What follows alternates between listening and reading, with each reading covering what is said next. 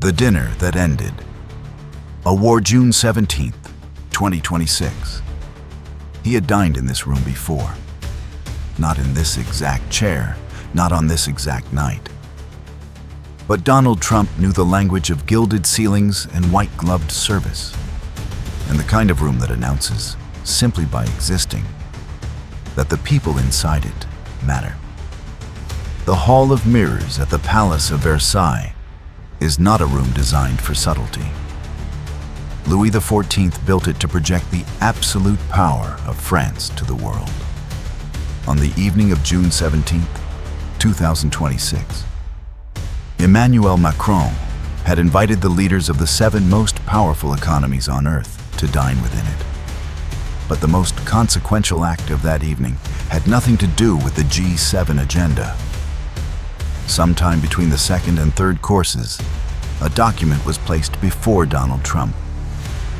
His special envoy, Steve Witkoff, had spent the previous 6 days in Switzerland and Islamabad, threading together the final language. Pakistani Prime Minister Shehbaz Sharif had announced to the world 5 days earlier that the text was agreed. On June 15th, J.D. Vance had told reporters that foreign ministers had already digitally signed it. Now it was the president's turn. Trump took the pen. And in a palace built by the Sun King to project the might of the French state to the universe, the 47th President of the United States signed the Islamabad Memorandum, the agreement that was meant to end the Iran war of 2026. Simultaneously, in Tehran, Masoud Pezeshkian sat at a desk that looked nothing like Versailles. No mirrors, no candelabras, no white-gloved staff. The Iranian president signed the same document in a government office, with one aide present under fluorescent light. The 2 signings were remote, digital, separated by 4,000 kilometers and the weight of 128 days of war. By the time the dessert course arrived in Versailles, the deal was done. Trump announced it the way he announces everything, on Truth Social. The deal with the Islamic Republic of Iran is now complete. Congratulations to all. I hereby fully authorize the toll-free opening of the Strait of Hormuz and, simultaneously herewith, authorize the immediate removal of the United States naval blockade. Ships of the world, start your engines. Let the oil flow. It had 2.3 million likes before midnight. And in the Gulf of Oman, the captains of dozens of tankers that had been sitting motionless in holding patterns for weeks finally heard something they had not heard in months. Permission. But permission in the waters of the Strait of Hormuz in the summer of 2026 was not the same thing as safety. And the document signed at Versailles that night, all 14 points, all its 60-day frameworks and deferred negotiations and carefully worded silences, was not the same thing as peace. Within 24 hours, that difference would begin to make itself known. How the world got to Versailles. February 28th to June 12th, 2026. Tehran, Islamabad, June 12th, 2026. Tehran, Islamabad, Washington. To understand why Versailles mattered, you had to understand what came before it. 109 days of war. 1 supreme leader assassinated. 1 strait closed. 1 global economy staggered. 1 generation of Iranian civilians introduced to the particular terror of precision munitions striking the outskirts of their city at dawn. It had begun on February 28, 2026, when U.S. and Israeli forces launched Operation Epic Fury and Operation Roaring Lion simultaneously. The most audacious opening strike in modern Middle Eastern history. Ali Khamenei, supreme leader of the Islamic Republic for 36 years, was dead before sunrise. Iran's response, Operation True Promise 4, came within hours. hundreds of ballistic missiles and drones arcing toward Israel, Bahrain, Kuwait, Qatar, the UAE, and US military installations across the region. And then, on March 2nd, the move that would define the entire war, the IRGC closed the Strait of Hormuz. 1/5 of the world's oil supply stopped. The months that followed were a grinding, expensive, occasionally surreal exercise in two nuclear-adjacent powers trying to hurt each other without destroying what was left. Dubai crude hit $166 per barrel on March 19th, a record. California gasoline exceeded $5 per gallon. The International Energy Agency released 400 million barrels from emergency reserves. The US imposed a full naval blockade of Iranian ports on April 13th, after the first round of Islamabad talks collapsed. CENTCOM reported it had turned away more than 100 vessels. Iran's economy, already scarred by decades of sanctions, was being taken apart from the outside, while its political system fractured from within. Pakistan held everything together. Islamabad's role as the primary mediator, the only neutral channel through which Washington and Tehran could speak without being seen to speak, was the diplomatic achievement that no one would fully credit, because credit was not something either side was willing to share. Pakistani Air Force JF-17 jets escorted Iranian diplomatic aircraft through Persian Gulf airspace. Pakistani prime ministers hand-delivered proposals. When all other channels failed, Pakistan remained. By June 12th, the text was agreed. Shehbaz Sharif told the world. On June 15th, Vance confirmed the digital signing by foreign minister representatives. 2 days later, a dinner at Versailles and 2 signatures on opposite sides of the world formalized what months of war had made both sides desperate enough to accept. The question was whether what they had signed was an agreement or just a pause. The fragile architecture of peace. June 17th to 19th, 2026. Strait of Hormuz. Washington, Tehran. The Islamabad Memorandum was 14 points on a single page. It was also, depending on who was reading it and in which capital, either a framework for permanent peace or a 60-day delay before the next round of conflict. The document said what both sides needed it to say in the language each had demanded. And that ambiguity was not a flaw in the drafting. It was the only way the drafting could have produced a signature. Point 1 declared an immediate and permanent termination of military operations. But the ceasefire's extension to Lebanon required cooperation from Israel, which was not a party to the agreement and had made clear it would maintain its security zone south of the Litani River, regardless of what Tehran and Washington signed. Point 12 proposed a $300 billion reconstruction fund for Iran to be established in coordination with regional partners. An extraordinary figure whose details, contributors, and mechanisms were all entirely deferred to the 60-day negotiation period. Point 14 stated the Strait of Hormuz would be open toll-free for 60 days, after which future administration and maritime services would be determined by Iran, Oman, and other parties. That last clause was the one that kept U.S. Treasury Secretary Scott Bessent awake. Iranian officials had made no secret of their intention. After day 60, they planned to charge fees for Strait of Hormuz transit. Bessent had threatened Oman, the very country that was housing the back-channel negotiations, with sanctions if it cooperated with any Iranian tolling system. Oman's foreign minister pushed back, maintaining that significant progress had been made in talks. Trump, at a cabinet meeting, said that Oman would behave just like everybody else, or we'll have to blow them up. apparently unaware that Oman's waters comprise the southern half of the strait, and that the back-channel mediators lived there.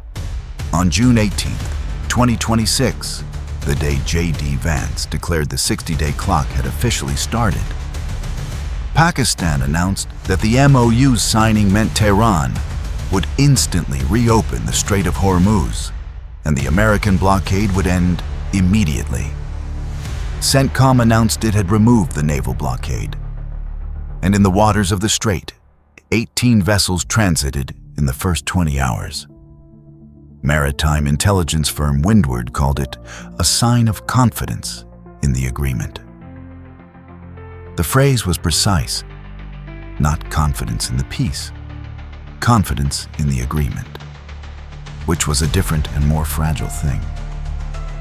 The mine problem made everything worse. The central route through the strait, the main channel that ships had used before the war, remained closed, with an estimated 80 mines of uncertain position scattered across it. Intertanko's marine director confirmed it.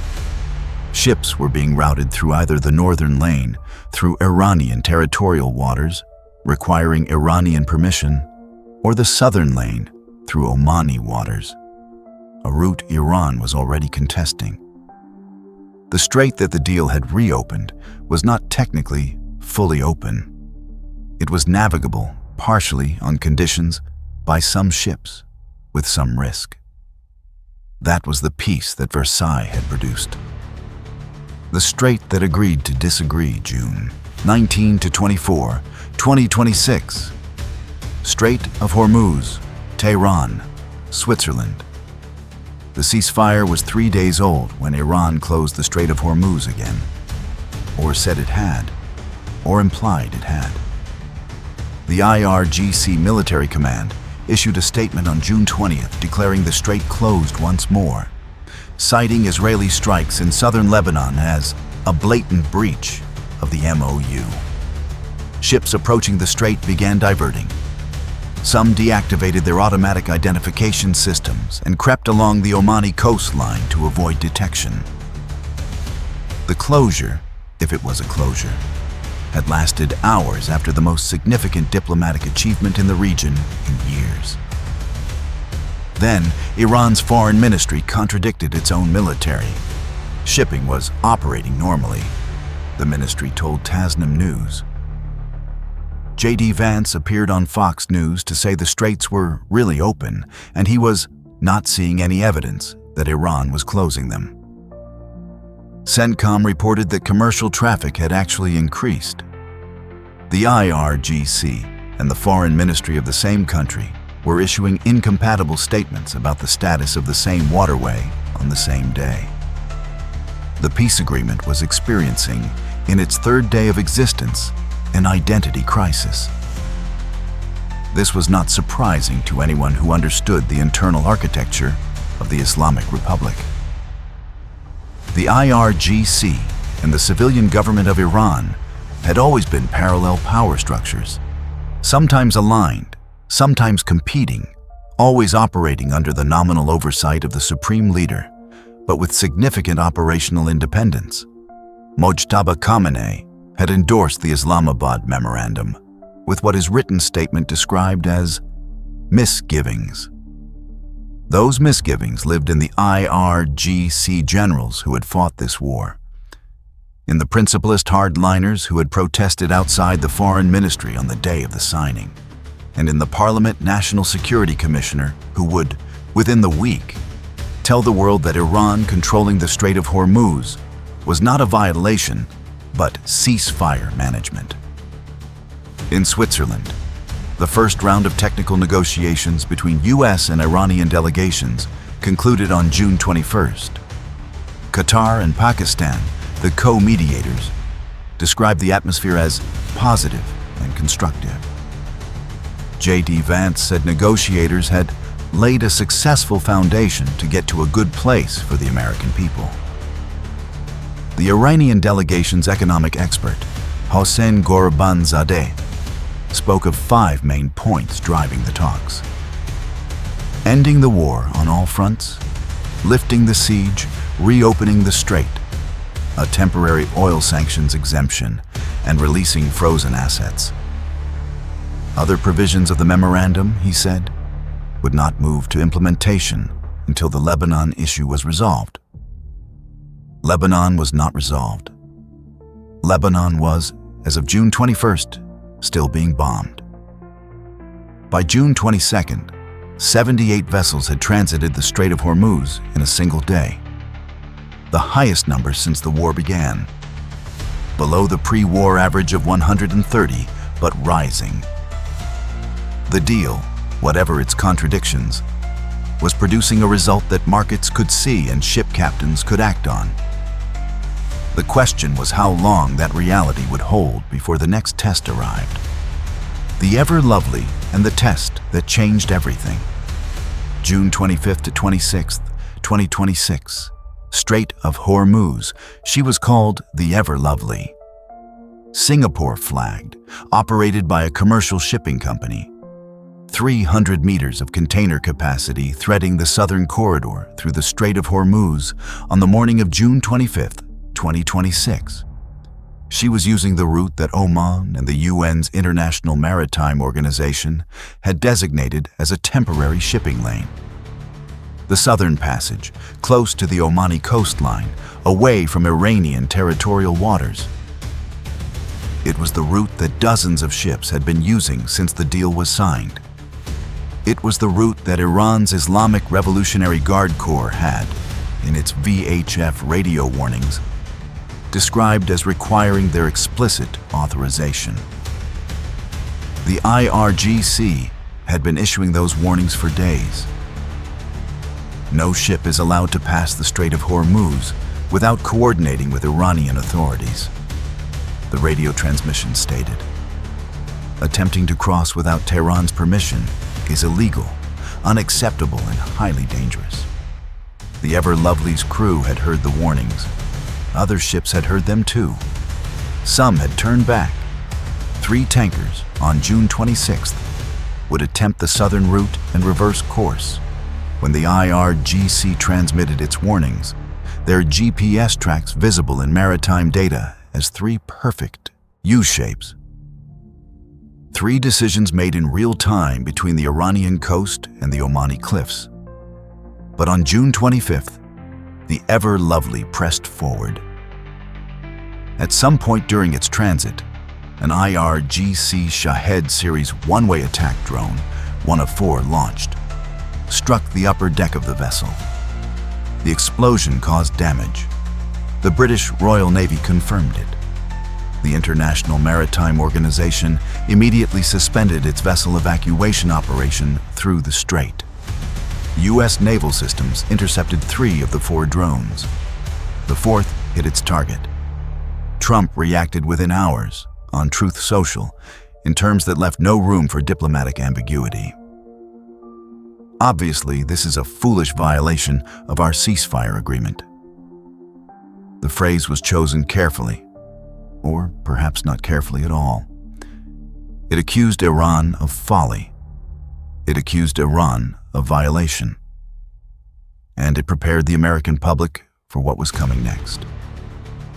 When a reporter asked him at the White House whether Iran would face repercussions, Trump's answer was 3 words: "You'll find out." CENTCOM found out first. U.S. forces struck Iranian missile and drone storage facilities and coastal radar stations along the Strait of Hormuz on June 26th. The first American military strikes on Iranian soil since the Islamabad Memorandum had been signed 9 days earlier. The statement was precise and unambiguous. Unwarranted aggression against commercial shipping by Iranian forces clearly violated the ceasefire. 9 days. The peace that was meant to last 60 days had experienced its first military exchange in 9. Ceasefire management, June 26th to 27th, 2026. Bahrain, Tehran, Washington. Iran's Parliament National Security Commissioner Ibrahim Azizi posted his response in English, a deliberate choice intended for an American audience as much as an Iranian one. "The Strait of Hormuz is governed by Iran," he wrote. "Respect the rules. This is not a violation of the ceasefire.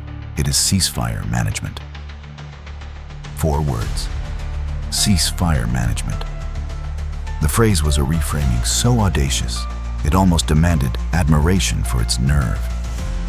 Iran had shot down a drone, struck a commercial vessel with a drone on a route it had declared unauthorized, and was now describing this as the responsible exercise of sovereign maritime authority. It was, in miniature, the entire argument of the war compressed into a social media post. America and Iran had signed the same 14-point document 9 days ago. They had both read it. And they had read it to mean fundamentally different things about who controlled the Strait of Hormuz. The United States believed the deal meant freedom of navigation, that all ships, using reasonable routes, could transit without interference or permission from Tehran. Iran believed the deal meant Iran retained management authority, that ships could transit toll-free for 60 days on routes Iran approved, under conditions Iran defined. These interpretations were not compatible. They had not been made compatible during the negotiations. The negotiators, under enormous time pressure, had papered over the gap with language that both sides could accept on the day of signing. The gap was now making itself visible in drone strikes and turned-back tankers. On the morning of June 27th, Bahrain reported Iranian drone strikes targeting what the IRGC described as a U.S. terrorist army in the Gulf state. The naval base at Jubair, home to U.S. Fifth Fleet headquarters, was the implied target. Iran was attacking American military infrastructure in a Gulf Arab state 10 days after signing a peace deal. Both sides were now carrying out strikes and calling the other's strikes violations while defending their own as proportionate responses. They were in the same ceasefire, fighting the same war, reading the same document, and reaching opposite conclusions. Secretary of State Marco Rubio had, on June 26th, signed a separate Lebanon framework with Israeli and Lebanese ambassadors in Washington. A trilateral agreement aimed at ending the Hezbollah-Israel conflict that the main MOU had promised to address but failed to resolve. Hezbollah had not been at the table. Within hours of Rubio's ceremony, Hezbollah attacked Israeli forces at Nabateh. Israel continued striking southern Lebanon. The ceasefire for Lebanon existed in the same way the ceasefire for the Strait existed. As an aspiration, a piece of paper, and a question of who could make it real. J.D. Vance, meanwhile, was in Washington rather than Switzerland. His planned trip for direct talks with Iranian officials had been postponed, the White House citing logistics. The word logistics covered a multitude of complications. The 60-day clock had 9 days on it. 51 remained. In Switzerland, Iranian and American negotiators were working through 5 main points and 1 overriding problem. Every provisional arrangement was being tested in real time by the parties least willing to honor it, the IRGC on one side, Israel's military on the other, neither of whom had signed anything at Versailles. 51 days, and the question nobody can answer. June 27th, 2026, the world 51 days. That is what remains on the 60-day clock that J.D. Vance said started on June 18th, 2026. The framework period within which the United States and Iran must negotiate a permanent resolution to the war that began on February 28th, displaced millions, killed thousands, disrupted the global economy, and produced at Versailles an agreement that both sides claim to have won, and neither side fully enforces. In those 51 days, negotiators in Switzerland must resolve Iran's nuclear program. whether Tehran will accept a moratorium on uranium enrichment, what happens to its stockpile of highly enriched material, whether the IAEA regains full inspection access to facilities that Iran has insisted will not be inspected under pre-war protocols. They must resolve the $300 billion reconstruction fund, where the money comes from, whether the Gulf states that were bombed by Iranian missiles will contribute to rebuilding the country that fired them, and on what conditions any of it is released. They must resolve the Strait of Hormuz's permanent management, whether Iran collects fees, whether America allows it, whether Oman becomes complicit in a toll system that Besant has threatened to sanction. And they must resolve Lebanon, which is not resolving, where Hezbollah is attacking Israeli forces, where Israel is maintaining an occupation it has said it will not end, regardless of what Washington signed in France. The war has cost the United States Department of Defense approximately $40 billion. It has cost Iran an economy, its currency, its export capacity, its storage reserves, its infrastructure. It has cost Lebanon 1.5 million displaced people and more than 2,000 dead. It has cost the global economy months of disrupted oil supply, record crude prices, and inflation felt in every household in the industrialized world, from Ohio to Jakarta, to Lagos, to Copenhagen. The question of whether any of this was worth it hangs over every negotiating table in Switzerland, and every Truth Social post, and every IRGC radio transmission to a tanker captain who just wants to do his job and go home. The Council on Foreign Relations noted in its post-war analysis, Iran knows how far the United States is willing to go. It also knows it can bring the Strait of Hormuz and the global economy to its knees. Foreign policy and the Atlantic describe the war's outcome as an American defeat. Trump calls it Iran's unconditional surrender. Iran calls it a record of American failure. Both claims are made by people looking at the same events and seeing entirely different wars. History will determine who was right. But history takes longer than 51 days. Somewhere in the Strait of Hormuz tonight, a tanker captain is making a decision. He has a cargo of crude oil worth $60 million. He has a route through the southern corridor.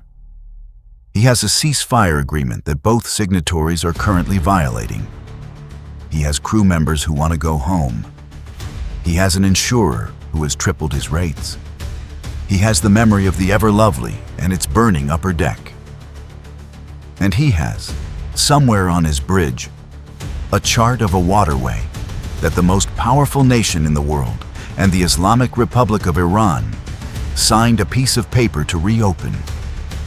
A waterway that has 80 mines of uncertain position in its main channel, an IRGC patrol somewhere in the dark, and 51 days until the whole question is renegotiated or collapses into whatever comes next. He makes his decision. He turns his ship. The strait, for now, is open enough. The question is whether 51 days is long enough to make that enough into something that lasts.